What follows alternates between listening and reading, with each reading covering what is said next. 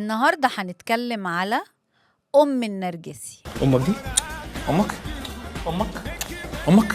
لا ما تفهمونيش غلط، أنا مش بشتمه. هو النرجسي فيه كل العبر صحيح، لكن أنا ما كنتش بشتمه. إحنا فعلا هنتكلم على أمه. النرجسي هو واحد مهتم بنفسه اهتمام استثنائي، مفرط في حب الذات. أنا واحد من أحسن وأعظم وأهم وأوسم. بيعاكس نفسه. انا دم خفيف على قلبي قوي، بحبني موت. هو بقى شايف إنه جه الدنيا عشان يغيرها ويمشيها مظبوط. أنا اللي هزيت التاريخ جامد. وطبعا لو بيحب بقى نفسه لدرجة العشق كده، يبقى أكيد شايف إن لازم الكل يحبه. انا مفيش مره ما بتحبنيش.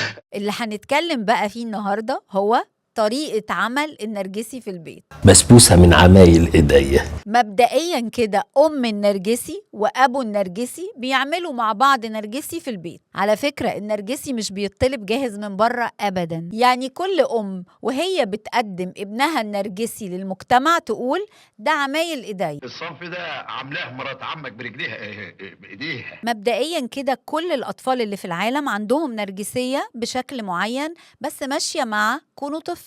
زي مثلا إن اللي هو عايزه ده أهم حاجة في الدنيا، ومش مهم اللي أي حد تاني عايزه. وحضرتك يا أم النرجسي في إيدك إنك توقفي النرجسية دي على فكرة، أو تنميها وتخليه بقى نرجسي كبير قد الدنيا. أول حاجة في طريقة عمل النرجسي في البيت هو إنك تمدحي أي تصرف بيعمله طول الوقت، أيا كان التصرف ده. ابني يخسر ويكسر زي ما هو عايز، لأن ده بيخليه فاكر إنه ما بيغلطش. ويا حبيبي بيكبر وصوته بيخشن ويتجوز ويخلف، وسبحان الله لسه فاكر إنه ما بيغلطش. شيء لا يصدقه عقل. حاجة تانية ممكن تعمليها وانت بتحضري لنا نرجسي حلو كده من ايديكي، هي انك يا ام النرجسي ومعاكي ابو النرجسي تخلوا كل طلباته مجابة، لانه بيفتكر ان الدنيا كده، ان حضرته يؤمر والكوكب كله يقول حاضر. وطبعا ده بيطلع علينا احنا لما يكبر. هو اللي بنعمله في الناس هيطلع علينا ولا ايه؟